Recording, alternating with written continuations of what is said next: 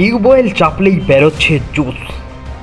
না না, দেখে জুস ভাববেন না, এটা নোংরা লালচে জল।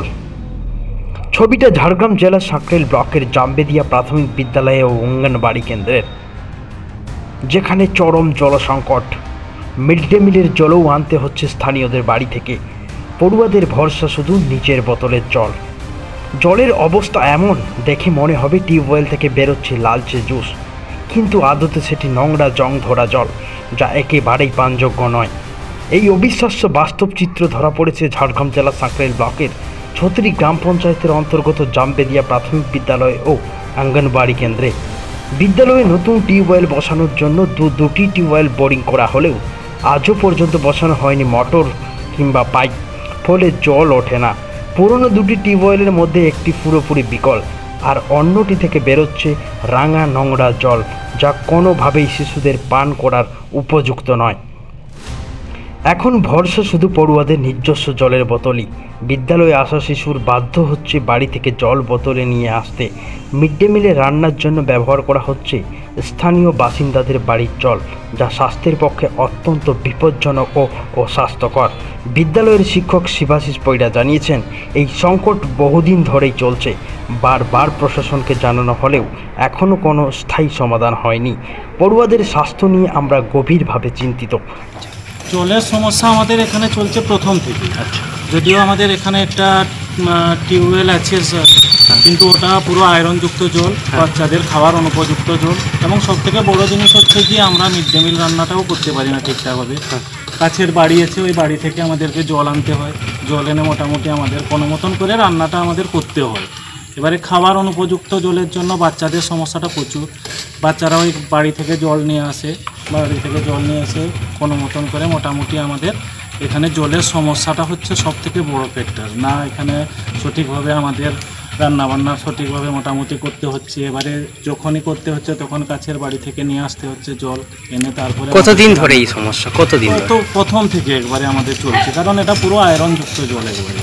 হ্যাঁ, জলের সমস্যাটার জন্য আমাদের এখানে প্রচুর পরিমাণে সমস্যা। স্যার কোথায় কোথায় জানানো হয়েছে? হ্যাঁ স্যার, চারদিকে জানানো হয়েছে। আমাদের প্রধান, তারপরে আমাদের এসআই অফিস, তারপরে বিডিও অফিস, হ্যাঁ চারদিকেই আমরা জানিয়েছি, কিন্তু আমাদের এখনো পর্যন্ত কোনো সুরাহা পাইনি। হ্যাঁ স্যার, আপনি নামটা আর ডেজিগনেশনটা? আমার হচ্ছে, আমি জামবেদিয়া প্রাথমিক বিদ্যালয়ের এইচটি শিবাশিস পয়রা। যা নিয়ে ইতিমধ্যে শুরু হয়েছে রাজনৈতিক চাপানোতর। তৃণমূল নেত্রী জানিয়েছেন দ্রুত ব্যবস্থা নেওয়া হবে, কিন্তু বিজেপি কড়া ভাষায় আক্রমণ করে জানিয়েছেন তৃণমূলের কাজ এখন শুধু নিজেদের পকেট ভরানো। সাধারণ মানুষের সমস্যা নিয়ে কারো কোনো মাথা ব্যথা নেই। সামনে আমাদের টিউবওয়েলগুলো আছে, টিউবওয়েল থেকে আমাদের জল তুলছে বা রান্নার কাজে ওরা ব্যবহার করছে, কিন্তু বর্তমানে হয়তো অতিবৃষ্টির ফলে টিউবওয়েলের জলটা একটু ঘোলা টাইপের হয়ে গেছে। সেটা আমাদের জিপি থেকে বা পঞ্চায়েত সমিতি থেকে আমরা সেটার ব্যবস্থা করব। আর যে বোরিংগুলো হয়েছে এগুলা 1-1.5 বছর হয়ে গেল, সেগুলোতে এখনও কানেকশন দেওয়া হয়নি।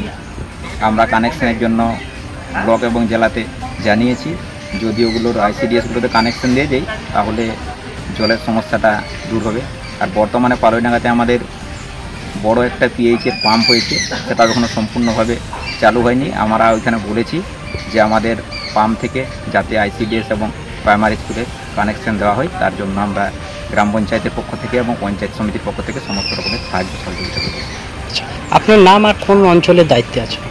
আমার নাম যজ্ঞেশ্বর মাহাতো, আমি ছত্রি অঞ্চল তৃণমূল কংগ্রেসের অঞ্চল সভাপতি এবং সাঁকরাইল পঞ্চায়েত সমিতির সহকারী সভাপতি। সাঁকরাইল ব্লকের যে জামবেদিয়া বুথটা আছে ওইখানে স্কুল এবং অঙ্গনওয়াড়ি দুটোই সেন্টার আছে, কিন্তু জলের কোনো ব্যবস্থা নেই। দুটো টিউবওয়েল, পুরনো টিউবওয়েল আছে, একটাতে ঘোলা জল বাড়ায়, একটা একদম বন্ধ। কিন্তু কয়েকটা বোরিং আজ কয়েক বছর ধরে করে রেখেছে, কিন্তু সেখানে পাইপ ছাড়ার মতো সরকারের কাছে পয়সা নেই। এই সরকার যতদিন থাকবে এখানে, তৃণমূল সরকার, না তো পানীয় জলের ব্যবস্থা আছে, না রাস্তাঘাটের ব্যবস্থা আছে, না মানুষ যাতায়াত করবে এরকম কোনো কিছু। পড়াশোনা তো, শিক্ষা তো শেষ হয়ে গেছে। তা বাদেও যদিও জলটুকু যদি না খেতে পায় স্কুলে, তাহলে বাচ্চারা গিয়ে কী করবে? এই জন্য এই সরকার যতদিন থাকবে, বলতে এই 26 পর্যন্ত, মানুষ তারপরেই এদেরকে হারিয়ে দেবে। এই দায়ী সরকারকে নিতে হবে, বর্তমান রাজ্য সরকার যে আছে তাকে নিতে হবে। ওইখানে পঞ্চায়েত সমিতির মেম্বার ওরা ভোটে জিতে শুধু শুধু কি টাকা কামাবার জন্য ভোটে জিতেছে। আমার নাম অঞ্জন জানা, আমি গোপী 2 মণ্ডলের মণ্ডল সভাপতি বিজেপি।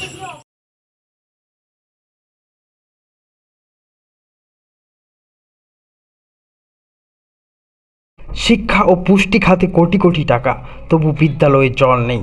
একদিকে রাজ্য সরকারের কোটি কোটি টাকার শিক্ষা ও পুষ্টি প্রকল্প, অন্যদিকে একটি প্রাথমিক বিদ্যালয়ে জলও নেই।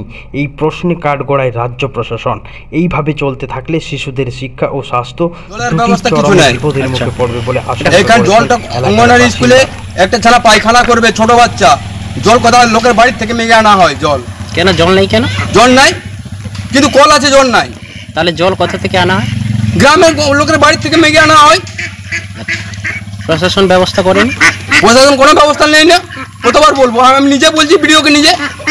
কি বললো ওনারা? হ্যাঁ, ব্যবস্থা হয়ে যাবে, কিন্তু হয়নি এখনো পর্যন্ত। কতদিন ধরে এই সমস্যা? এই সমস্যা আজ হয়ে গেল দীর্ঘ 20 বছর।